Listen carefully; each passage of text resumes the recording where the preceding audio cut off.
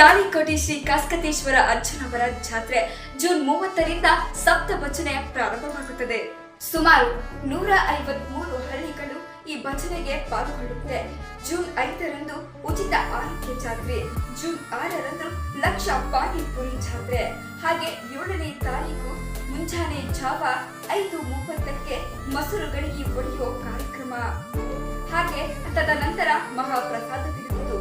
8ನೇ ತಾರೀಕು ಬೆಳಗ್ಗೆ ಆನೆ ಅಂಬಾರಿ ಉತ್ಸವ ಜರುಗುವುದು, ಸಾಯಂಕಾಲ ಬೃಹತ್ ರಥೋತ್ಸವ ಜರುಗುವುದು.